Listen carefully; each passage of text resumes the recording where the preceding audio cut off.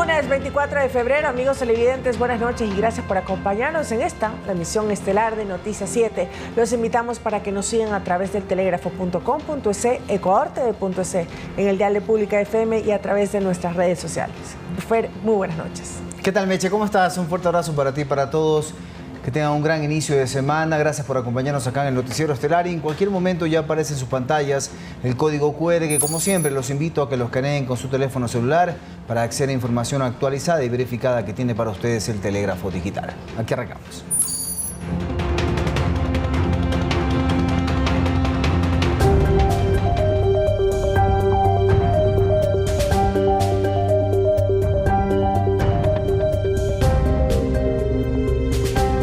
El COE Nacional declaró en emergencia regional a las provincias de La Costa, Esmeraldas, Manabí, Guayas, Santa Elena, Los Ríos y El Oro por este fuerte invierno. Además, dispone que todas las prefecturas y municipios del Ecuador deben activarse y acatar las indicaciones del COE Nacional y salvaguardar la vida ciudadana, su bienestar e infraestructuras. Mientras tanto, se prevé que las lluvias continúen esta semana en todo el país.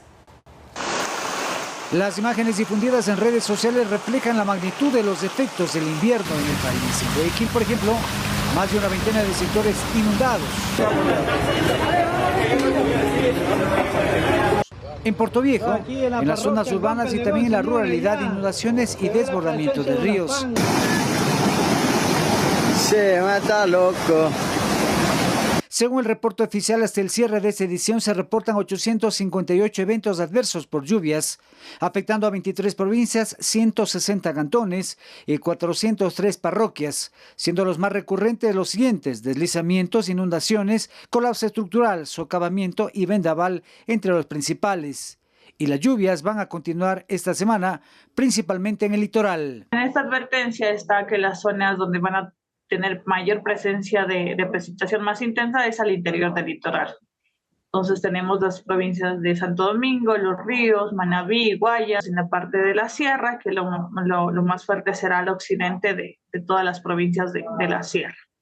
A comparación del oriente, en cambio, estas se presentarán ya entre ligeras y moderadas. Según el seguimiento realizado por la Secretaría de Gestión de Riesgos, se registran 16 ríos desbordados en las provincias de Los Ríos, Manabí, Guayas y Loja.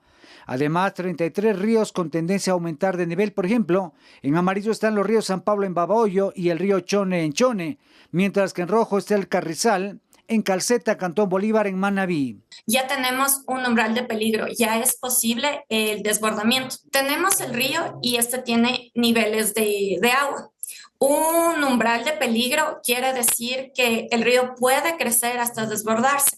Ya cuando se sobrepasa este umbral de peligro, ya es posible el desbordamiento del río. Ante esta situación, el Comité de Operaciones de Emergencia Nacional, liderado por la ministra de Energía Inés Manzano, resolvió declarar en emergencia regional a las provincias de La Costa, Esmeraldas, Manabí, Guayas, Santa Elena, Los Ríos y El Oro. Además, todas las prefecturas y municipios del Ecuador deberán activarse y acatar las indicaciones del COE Nacional y salvaguardar la vida ciudadana, su bienestar e infraestructuras. Además, se activan los recursos económicos para esta declaratoria de emergencia. Mientras tanto, se sigue brindando atención a las familias afectadas mediante la Secretaría de Gestión de Riesgos en todo el país. Rommel Garzón, Noticias 7. En nuestro programa Perspectiva 7 se analizó la compleja situación climatológica que atraviesa el Ecuador, así como las medidas de respuesta implementadas por el Estado. Se destacó la importancia de la coordinación entre los distintos niveles de gobierno y la participación activa de la ciudadanía en la prevención y atención de las emergencias. A continuación les presentamos un resumen completo. Las condiciones meteorológicas extremas han golpeado gran parte del territorio ecuatoriano, provocando más de 800 eventos adversos en las últimas semanas. Entre los incidentes más reportados están deslizamientos de tierra, inundaciones, desbordamientos de ríos y colapsos estructurales. La magnitud de estas emergencias ha llevado a la Secretaría de Gestión de Riesgos a desplegar un plan de atención inmediata. Desde las diferentes instituciones hemos estado empujando desde el nivel nacional un esfuerzo de coordinación para que las acciones de respuesta y los recursos que existen se los puedan optimizar de mejor manera. Hemos tenido casos muy positivos. Además, la vigilancia epidemiológica es fundamental ante el riesgo de proliferación de enfermedades transmitidas por vectores como el dengue, el paludismo, zika y chikungunya. Por ello, se plantea avanzar con la prevención en las zonas afectadas, principalmente en las provincias de la costa, con el compromiso de las comunidades. No tengan ningún depósito de agua al aire libre y que incluso los floreros, dentro del agua de los floreros también crecen los vectores del dengue. Entonces es importante que nosotros tengamos la posibilidad de no recolectar basura si tenemos un patio. En este esfuerzo común, entidades como la Cruz Roja también ha desplegado comités de vigilancia comunitaria, movilizando a más de 10.000 voluntarios de todo el país para coordinar la atención inmediata en distintas emergencias. Por ejemplo, tenemos un caso de unas 10, 15 personas en una comunidad con fiebre. Sabemos que es una localidad que está sobre la cota en la que se puede presentar el dengue. ¿Y quién conoce, mi estimado Rommel? La gente de la comunidad. Se habló también de la necesidad, por ejemplo, de mantener limpios los sumideros, los canales de las viviendas y no botar basura en las quebradas, que pueden provocar taponamientos y luego desbordamientos o deslizamientos de tierra. Las autoridades hacen un llamado a la población para desarrollar planes de emergencia familiares con el fin de estar preparados ante cualquier eventualidad climática. Rommel Garzón, Noticias 7. Este lunes el presidente Daniel Noboa mantuvo actividades en la provincia de El Oro, donde entregó más de 27 millones de financiamiento para la rehabilitación vial de la provincia y también recorrió centros de salud en Machala. Son 27.5 millones de dólares los que el Banco de Desarrollo del Ecuador destinó para la rehabilitación vial en la provincia del Oro, exactamente en los tramos Palo Solo, Ñalacapa, San Roquito, Balsas, la ampliación de la ruta Machala, intersección troncal de la costa E25 y la adquisición de maquinaria. Con la vía Pajonal por 15.2 millones, la vía Palo Solo, Ñacalapa, San Roquito, Balsas, de Piñas y Balsas por 9.4 millones, junto a la nueva maquinaria para el GAT provincial del Oro por 2.8 millones que atenderá la vialidad en el resto de la provincia. Clemente Bravo, prefecto del Oro, destacó la voluntad política del gobierno para el desarrollo de su provincia y detalló la adquisición de maquinaria para la obra. Y acá atrás ustedes verán 18 máquinas, 2 motoniveladoras, 2 rodillos lisos, 2 excavadoras, 2 retroexcavadoras que están en este momento. Y en los próximos días vendrán 10 volquetas de 15 cúbicos más para continuar ampliando la red vial provincial. De su parte, el presidente Daniel Noboa destacó la gestión gubernamental destinada al desarrollo de la provincia del Oro y también ratificó la construcción de la vía Machala-Guayaquil. Hemos encontrado el mecanismo y el METOP tiene la orden de empezar a trabajar. Si lo quieren parar, igual entran con máquinas, igual entran con protección, porque la gente al final necesita desarrollo y nosotros no vamos a dejar que nadie nos pare. El Banco de Desarrollo del Ecuador ha otorgado 41 millones de dólares en créditos que están 100% aprobados para el Oro, de los cuales 6 millones son no reembolsables. Horas más tarde, el primer mandatario recorrió el Centro de Salud El Cambio en Machala, repotenciado por el Ministerio de Salud con una inversión que supera los $800,000. Realmente más de 20.000 personas se van a beneficiar de este centro de salud El Cambio, que es un centro de salud tipo B. Este centro de salud cuenta con medicina general, familiar y comunitaria, obstetricia, odontología general, farmacia, procedimientos ambulatorios de enfermería, vacunación y laboratorio de análisis clínico de baja complejidad. Edison Saavedra, Noticias 7. Y el ministro de Salud, Edgar Lama, en su primera semana al frente de esta cartera de Estado, empezó a recorrer los hospitales públicos para conocer cómo se encuentra, pero también tomar medidas contra la corrupción en el sistema de salud. Durante su reciente visita a Imbabura, Lama fue partícipe de un diagnóstico a las necesidades de los pacientes y de los médicos que los atienden. En un video compartido en redes sociales, se refirió también a la deuda del Estado con las dializadoras ante concentraciones que se efectuaron el fin de semana. Escuchemos. En mi trabajo en territorio me he percatado de la gravosa necesidad de los pacientes que requieren diálisis y comparto la existencia de una necesidad que debe ser cubierta de manera inmediata. Por eso, desde que inicié mi gestión hace 5 días, ya se han pagado 4 millones de dólares de esta deuda. Me permito recordarles que esta deuda viene desde hace mucho tiempo. Sin embargo, nuestro gobierno resuelve y por eso estamos comprometidos con enfrentar este desafío, saldar las deudas y dotar a todos los ecuatorianos de un sistema de salud que pueda cubrir íntegramente sus necesidades. El Ministerio de Energía tiene una hoja de ruta para la construcción e implementación de un plan de energía nuclear que a largo plazo aportaría 1 gigavatio, es decir, 1000 megavatios, que equivalen al 20% de la demanda nacional. De energía nucleoeléctrica. En aproximadamente 4 años, Ecuador podría tener su primera planta de energía nuclear. El anuncio lo hizo el viceministro de Electricidad, Fabián Calero, durante la presentación del plan de inversiones en el sector eléctrico. Y para ello ya se tiene planteada una hoja de ruta. Teniendo una solución en el mediano plazo de unos 300 megas de un reactor modular de unos 300 megas y con miras a la instalación de una gran planta de 1 gigavatio en mediano y largo plazo. 1 gigavatio son 1000 megavatios, es decir, aproximadamente el 25% de la demanda nacional. Esta hoja de ruta se divide en 4 etapas. En la etapa 1 se solicitará la asistencia técnica del Organismo Internacional de Energía Atómica, también el Programa para la Generación Nuclear y la creación de la Agencia de Regulación y Control de Energía Nuclear. En la etapa 2 se establecerá un marco normativo. En la etapa 3, la negociación de la planta nuclear con fondos públicos o privados, mientras que en la etapa 4 la construcción y la explotación. Según la cartera de Estado, esta planta de energía nuclear tendrá una vida útil de 40 años. Para Jorge Luis Hidalgo, experto en estrategia energética, hay que tomar varios parámetros en cuenta. La energía nuclear requiere de una infraestructura absolutamente robusta, de hecho más robusta que en otras partes porque tenemos un nivel tectónico, sísmico importante. Esta energía se produce a base de reacciones atómicas de elementos químicos como la fisión de uranio a través de un reactor nuclear.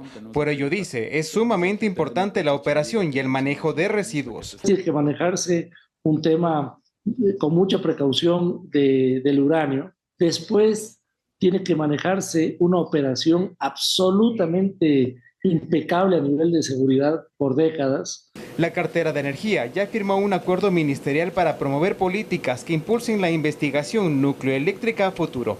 Este acuerdo también fomentará la inversión público-privada para la posterior generación de energía nuclear. Edison Saavedra, Noticias 7. En la generación de energía nucleoeléctrica.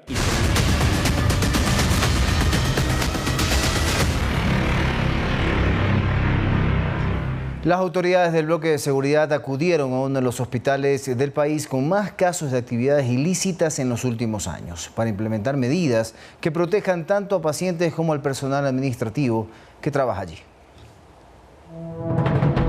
Desde la pandemia del COVID-19, las noticias sobre el hospital del IES Teodoro Maldonado Carbo de Guayaquil han estado relacionadas a presuntos actos de corrupción. Este fin de semana el bloque de seguridad intervino a esa casa de salud. Hemos reunido con el personal administrativo, hemos tomado ciertas medidas, estamos trabajando en asegurar a los pacientes, en asegurar al personal administrativo que trabaja aquí. En la visita participó el nuevo ministro del Interior, John Reinberg, junto al ministro de Defensa, Giancarlo Lofredo, la secretaria de Administración Pública, Cintia Geribert, la gobernadora del Guaya, Sandra Rovira, y el gerente del hospital, Alberto Esper. Estamos desplegados en territorio y vamos a continuar en territorio, viendo personalmente que las disposiciones se cumplan hasta que lleguen a las cosas. Las autoridades indicaron que la intervención es parte de una estrategia para combatir a las mafias que tratarían de ingresar al sistema de salud pública, pero además, la seguridad interna y externa de la Casa de Salud será reforzada. Nosotros vamos a intervenir de formas distintas, pero son medidas que van a ayudar a que la gente esté tranquila y que el personal interno pueda trabajar. En 2023, la directora financiera del hospital, Natalie López, fue víctima de sicariato, caso que 2 años después aún no se esclarece, mientras que sentenciados por corrupción como Daniel Salcedo o el prófugo Javier J. habrían lucrado el Teodoro Maldonado Carbo en épocas de la emergencia sanitaria por el coronavirus. Lautaro Andrade Castro, Noticias 7. En un operativo de interdicción de carreteras ejecutado en la provincia de Esmeraldas, agentes antinarcóticos decomisaron 100 kilos de alucinógenos. En otra acción policial fue liberado un ciudadano que permaneció por varios días en cautiverio. A Carlos L., los secuestradores lo sorprendieron a la altura de la terminal terrestre del Cantón Esmeraldas, Sujetos armados los llevaron bajo amenazas para más tarde comunicarse con la familia exigiendo una alta suma de dinero para su liberación. Agentes de la UNACE lograron seguir la ruta que tomaron y luego de 4 días ubicaron donde lo tenían. Y contra su voluntad fue trasladada a un inmueble donde fue agredido y utilizado para exigir una alta suma de dinero a su familia. En un efectivo operativo con apoyo de agentes del Grupo de Operaciones Motorizadas lograron su rescate a pesar de los maltratos físicos y psicológicos del que fue víctima. El ecuatoriano se encontraba en buen estado de salud. 3 presuntos responsables de haber participado en el secuestro fueron capturados por los agentes policiales, uno de los cuales registra antecedentes. Y se detuvo a Juan C., quien tiene antecedentes por tráfico de armas. En otro caso, en un operativo de interdicción terrestre antidrogas realizado en la vía troncal del Pacífico E15, en el sector de Colope fue perfilada una furgoneta con 4 ocupantes, quienes no fueron contundentes en las respuestas a las interrogantes de los policías. Saltó la alerta y a revisar el vehículo detenidamente. 4 personas ecuatorianas, 2 de sexo masculino y 2 de sexo femenino. La única mujer, en este caso, consta con antecedentes. En una caleta encontraron 99 paquetes de marihuana. El alucinógeno, al parecer, pretendían introducirlo al centro del país. La droga estaría destinada para consumo interno. Estiman que sacaron del mercado alrededor de 900,000 dosis. Iván Casamen, Noticias 7.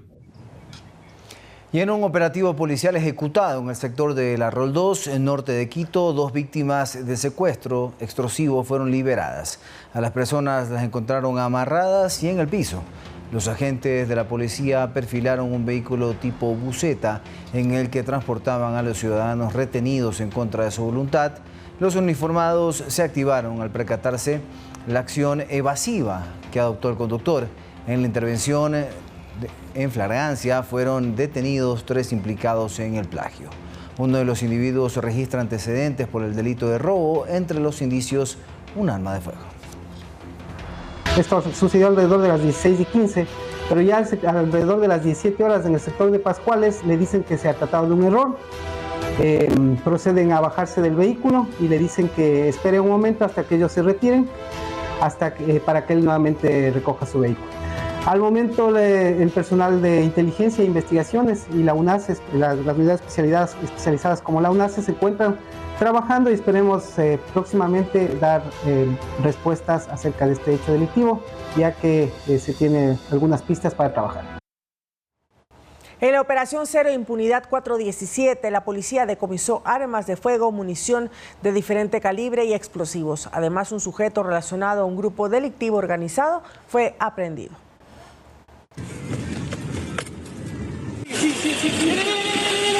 Gracias a información entregada de forma reservada, agentes de inteligencia y del eje investigativo, con apoyo de grupos tácticos, llegaron hasta el sector de Ayacucho, en el cantón Santana. En la mira de los uniformados, una vivienda que aparentemente era utilizada como centro de acopio de armas y municiones. Gracias a la información de la ciudadanía, a la información reservada, el personal policial investigativo identificó un inmueble utilizado para el almacenamiento de armas de fuego, municiones y explosivos.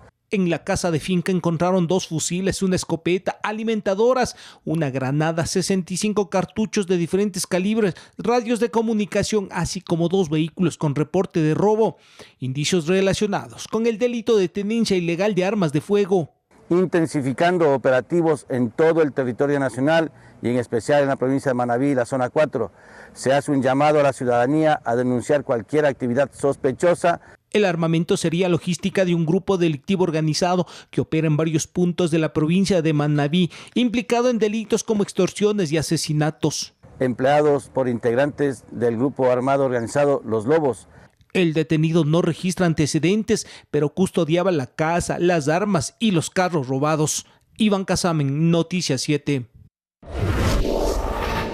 Y este martes la Asamblea debatirá una propuesta de resolución para que el Parlamento exprese su respaldo político al objetivo de gobernar o del gobierno de lograr cooperación militar internacional para combatir al narcotráfico y delincuencia organizada transnacional. Por el momento, en el legislativo no hay mayor rechazo en aprobar esta resolución. Excepto por la bancada de la Revolución Ciudadana, que se muestra cauta. El asambleísta de este sector político, Franklin Samaniego, informó que el correísmo esperará el debate para, sobre la base del contenido de la resolución, pronunciarse ya sea a favor o en contra. Es conocer y abocar cuando se remite por parte de la Presidencia de la República acuerdos o convenios internacionales de acuerdo a lo que determina la Constitución. El oficialismo cree que la Asamblea no puede darle la espalda a este objetivo nacional de quitarle cancha a las organizaciones narcodelictivas que operan en el país. La comunidad internacional verá con agrado que al menos las dos principales funciones del Estado están sintonizadas en una misma meta, acotó la parlamentaria de ADN, Natalie Farinango. Para que la comunidad internacional vea que no solo es el gobierno nacional el que le ha declarado la guerra al narcoterrorismo, sino que todas las 5 funciones del Estado, independientemente del contexto electoral, independientemente de la ideología política, estamos unidos para combatir la delincuencia. Sectores legislativos consideran que esta resolución no debe generar rechazo porque la demanda de mayor seguridad es a diario por parte de los ciudadanos. Otro será el procedimiento político cuando la Cancillería concrete un acuerdo de cooperación militar con cualquier país que ofrezca sus servicios, precisó el legislador de Construye, Jorge Peñafiel. Cualquier convenio, tratado o acuerdo internacional deberá primero pasar por la Corte Constitucional. Ya el acuerdo. ¿Por qué? Porque hay que revisar la constitucionalidad del mismo, en principio. Y en segunda instancia tendrá que ser aprobado políticamente por parte de la Asamblea Nacional. El tratamiento de esta propuesta de resolución está como tercer punto del orden del día en la sesión del Pleno convocada para las 16 horas de este martes. Javier Ceballos, Noticias 7. Amigos televidentes, es momento de hacer una pequeña pausa. Al regresar les contamos que el Pleno del Consejo Nacional Electoral aprobó los resultados de la primera vuelta electoral de presidente y vicepresidente de la República. Con eso volvemos.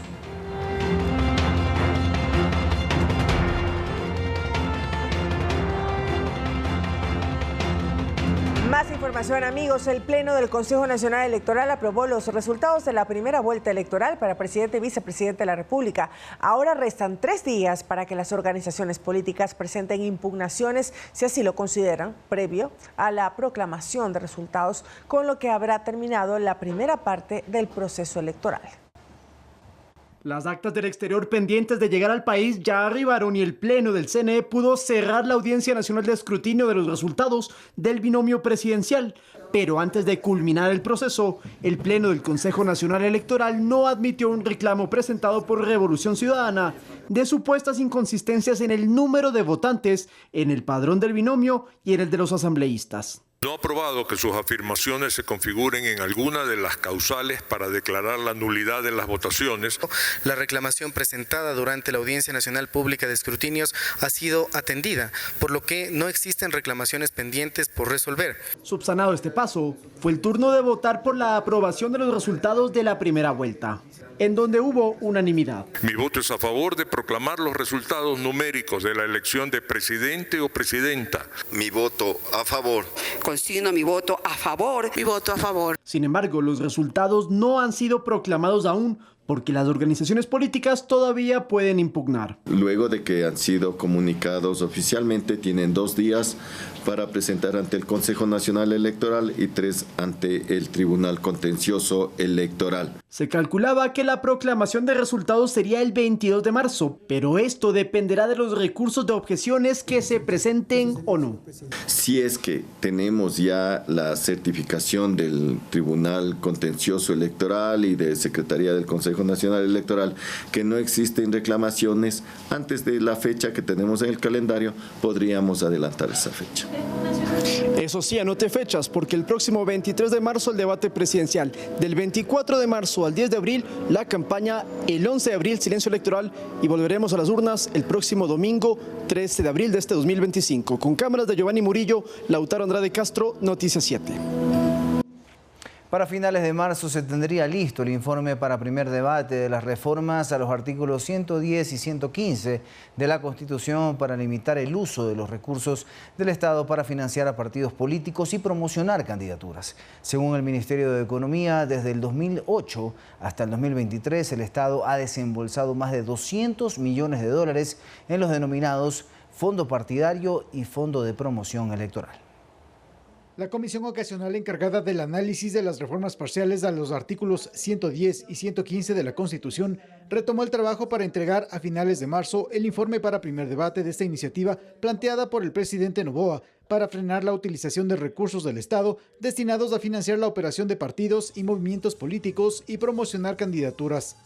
Lucía Pozo, presidenta de la mesa legislativa, sostiene que las organizaciones políticas deben hacer un mea culpa sobre la relación al recibir recursos del fisco versus los resultados de aprobación popular, en especial por lo que algunos movimientos y candidatos lograron en este último proceso electoral. Los partidos políticos no se deben solamente a ellos y a sus intereses, se deben a los intereses más altos y a las necesidades más importantes de la ciudadanía. Este lunes, la comisión ocasional recibió a delegados del Ministerio de Economía, quienes detallaron, por ejemplo, que desde el 2008 al 2023, el Estado desembolsó más de $200 millones a partidos y movimientos por concepto de los fondos partidario permanente y promoción electoral. Son de 40.55 millones devengados, ejecutados para el fondo partidario y 160.1 millones de ejecución de monto devengado para lo que es el Fondo de Promoción Electoral. De plasmarse estas reformas, legisladores plantean adicionalmente la intervención de la Contraloría para determinar el buen uso de esos recursos, especialmente del fondo partidario que se usa para capacitación y formación de nuevos cuadros en las agrupaciones políticas. Los jóvenes no han insertado la política, entonces esas plata, esos recursos económicos también tienen que ser absolutamente mochados. Por temas de agenda de último momento, no compareció a la comisión el ministro de Gobierno José de la Gasca, quien será convocado en los próximos días para que explique los argumentos del Ejecutivo de esta reforma parcial a la Constitución. Javier Ceballos, Noticias 7. Trabajadores de la Corporación Nacional de Electricidad, CNEL, realizaron plantones en Guayaquil, Daule, Milagro, Machala, Esmeraldas, Guaranda, entre otros cantones, en rechazo a la sentencia de la Corte Constitucional que obliga a 1.800 empleados a devolver $110 millones tras resolver que fueron incluidos en los beneficios de la contratación colectiva cuando, según la Ley de Empresas Públicas, solo corresponde a obreros. Para la devolución de CNEL podrá descontar montos de los roles de pago de los trabajadores por 36 meses, es decir, por 3 años. Los trabajadores se declararon en resistencia y no descartan la huelga de hambre.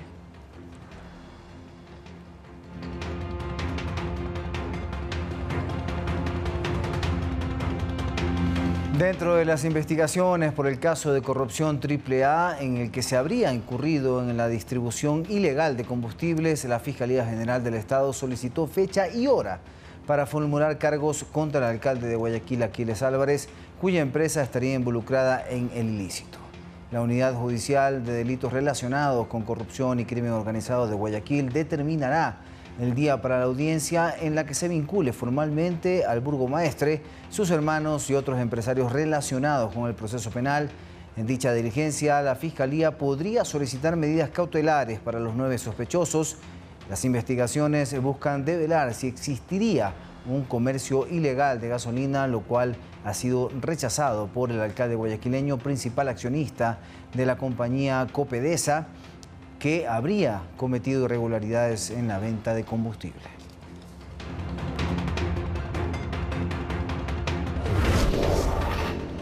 Bueno, y Ecuador está listo para el carnaval. Los municipios de las provincias ya han compartido sus agendas de actividades. ¿Cuáles son? Bueno, nuestra compañera Emilia Reynoso nos trae la información.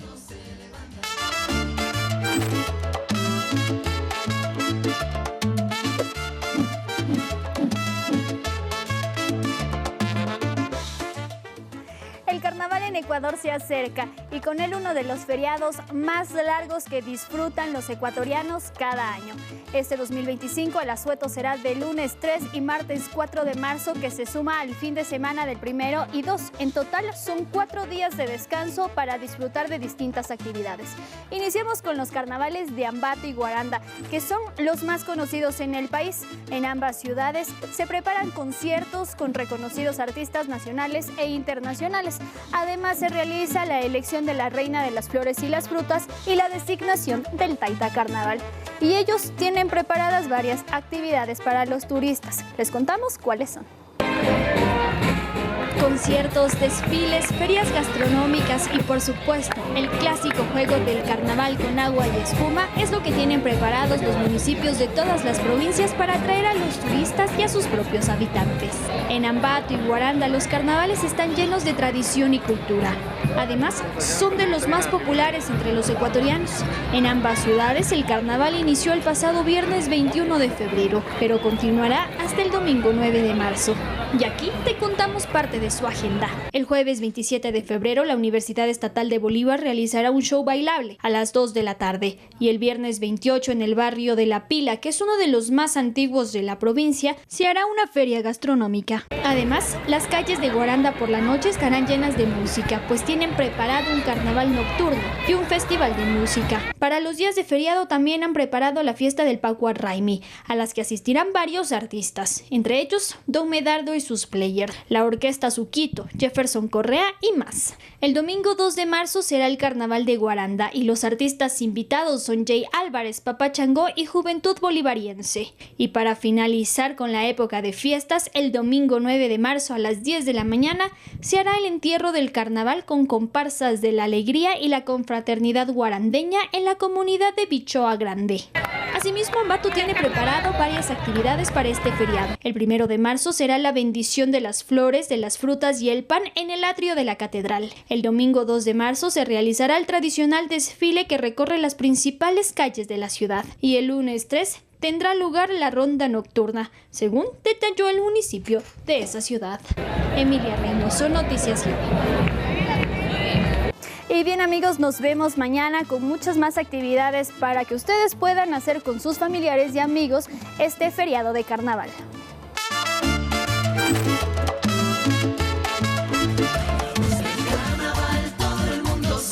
Bueno, y precisamente para este feriado de carnaval, mediante el decreto 542, el presidente de la República, Daniel Noboa, dispuso reducir el impuesto al valor agregado IVA del 15 al 8% en la prestación de los servicios por actividades turísticas.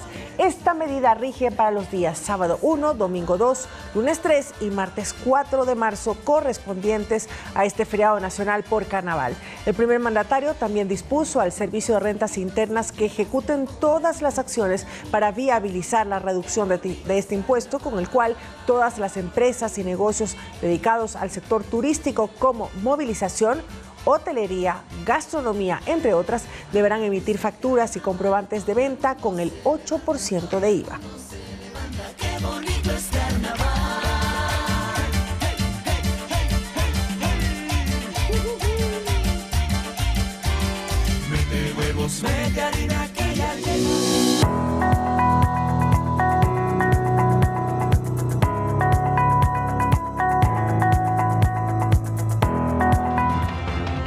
En el Ecuador se dejarán de usar sorbetes de un solo uso, es decir, que no se producirán ni se importarán más. Todo esto de acuerdo a lo que planificado para reducir la contaminación ambiental. Los detalles se los contamos a continuación. Son escenas en muchos casos desgarradoras. Flora y fauna afectada directamente por la contaminación. Y uno de los agentes contaminantes más nocivos del planeta, desde hace algún tiempo se descubrió que son los sorbetes. Sí, ese pequeño pitillo de plástico de un solo uso que en muchas ocasiones usamos sin darnos cuenta el gran daño que conlleva. Es así que el gobierno tomó una decisión sobre el tema y desde este mes se prohibió su producción, su consumo y su importación. Así entonces, el Ecuador cumple con la Ley Orgánica para la racionalización, reutilización y reducción de plásticos de un solo uso. Y avanzamos con eso en la reducción de la utilización de estos materiales nocivos. Con esta decisión, el Ecuador fomenta el uso de opciones más amigables para el ambiente, como sorbetes de papel, por ejemplo, de metal, bambú o simplemente eliminar su uso cuando no sea necesario. Los supermercados, restaurantes y negocios de expendio de bebidas deben ya reemplazar entonces los sorbetes plásticos de un solo uso por alternativas sostenibles, evitando su entrega al cliente.